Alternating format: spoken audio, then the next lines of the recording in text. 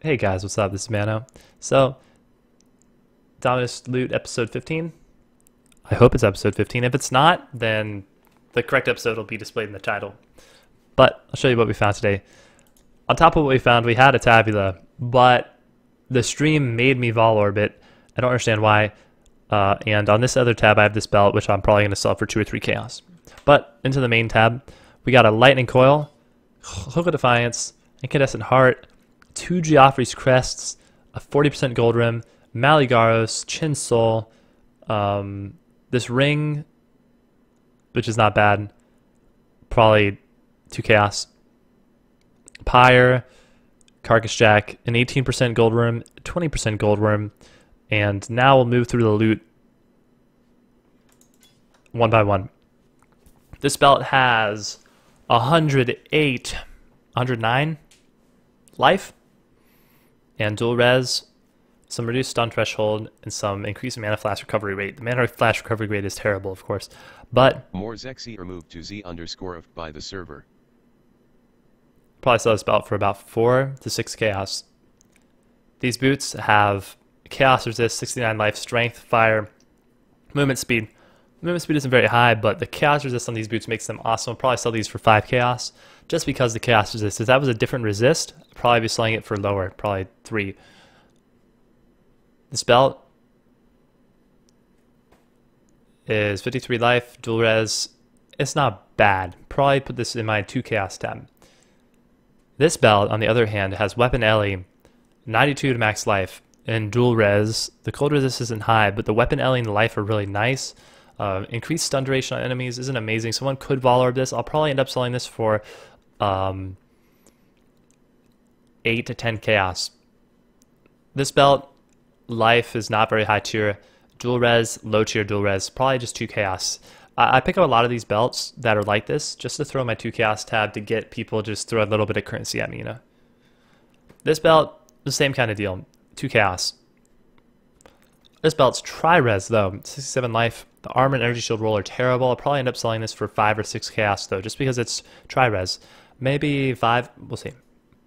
This chest, I chose it because it has armor, life, and 2 resistances. Even though the resistances are both low, I'll probably just put this in a 2 chaos tab. Alright, these boots, someone can mastercraft life on these. I'll put these in just a 2 chaos tab. If these had life on them, they'd be worth a lot more, but I'm just going to put them in the lowest. 2 chaos is the lowest tab that I have, so I'm just going to put them in there. If someone wants to buy them and mastercraft them, then fine. This is a highlight ring right here. I'll probably end up selling this ring for about an exalt, I think. I'm going to put it in my 2 exalt tab to start off with because I'm not in a rush to sell this. And even if I end up selling it for 20 chaos or 15 chaos eventually, I feel better just putting it in a tab that's really high and lowering it over and over again until I eventually reach a threshold where someone will buy it. Because there's a threshold where it's too high, no one's going to buy it, and you keep wiggling that threshold down through values, and eventually you hit that threshold where someone looks at it and they're like, I want that, and they buy it. So I like to wiggle thresholds down. I like to start high and wiggle down low. Sounded kind of weird with items and their buyouts because I think it helps. I think it helps me get the most value out of stuff. And if you do it efficiently, you don't waste a lot of time doing it. You just got to remember, okay, I put these items in yesterday.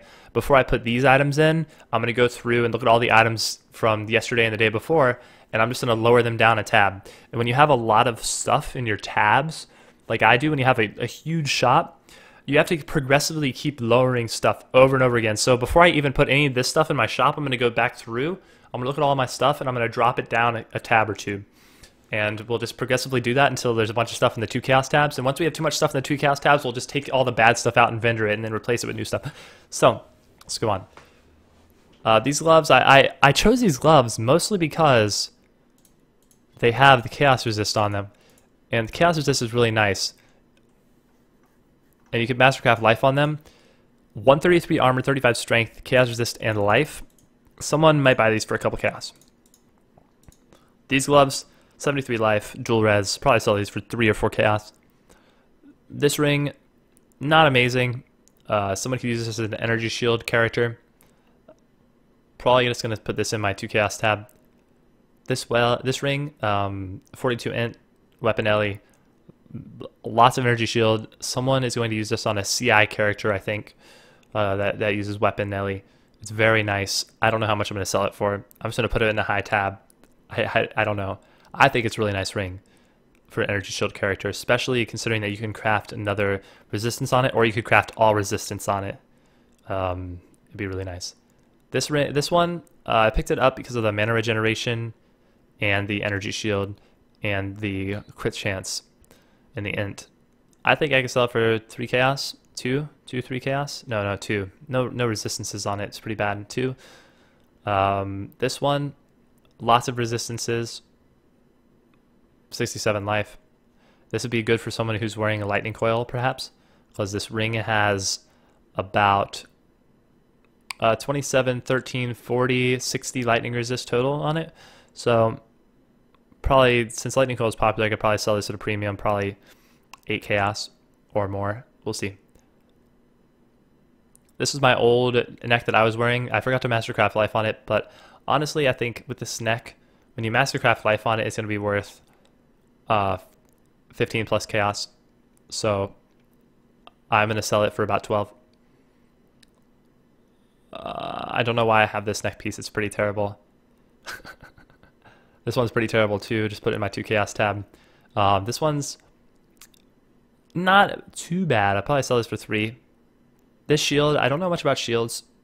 Probably going to sell this for, I don't know. I'm going to check PUEXYZ, compare the energy shield to other energy shields. Compare the energy shield value to other energy shields and see the different stats on them and see what people are pricing them at. These boots, armor, 83 life, dual res, Titan Greaves. Probably going to sell these for 8 chaos. I think, maybe more, 10. We'll see. These boots, life, dual res, movement speed. The difference between these and the other ones is these are lower base. I think I'll only be able to sell these for about 4 chaos, maybe. These boots, probably 3 chaos. They have 30% movement speed though, so I might do 4. This amulet has energy shield, crit multi, and life. Probably sell this for 3 chaos.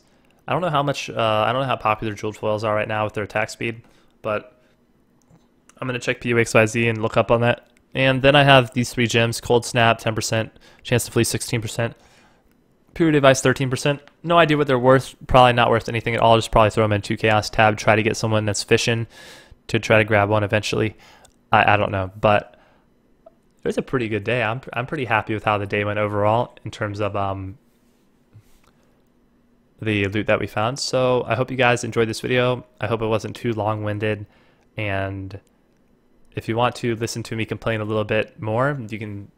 If you want to listen to me complain about my ISP, you can stay, or this is the end of the loot portion. Let me complain about my ISP for a minute. So just like maybe an hour ago, my latency was really bad.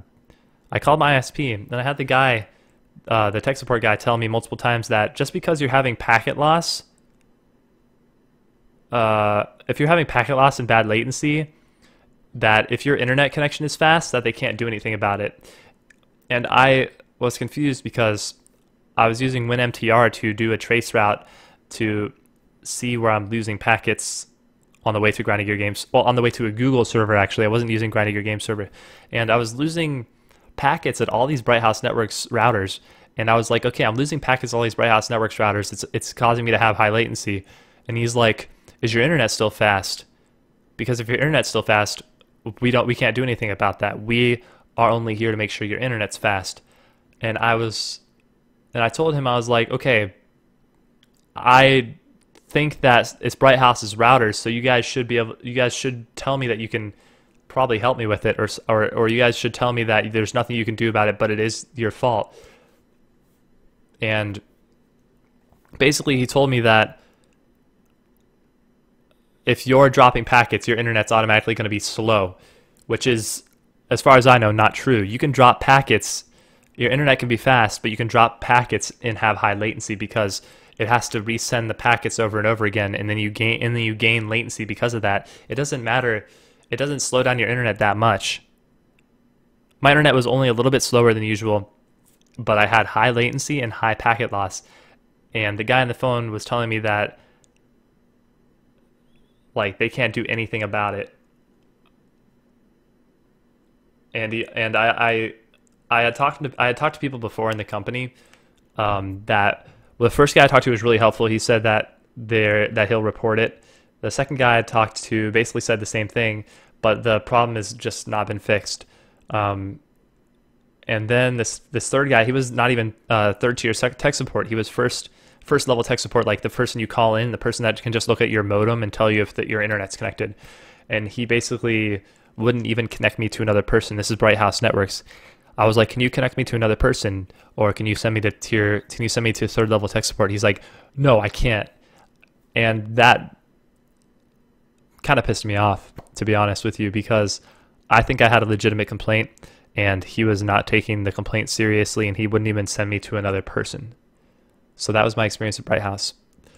I might make a video about that separate, but whatever.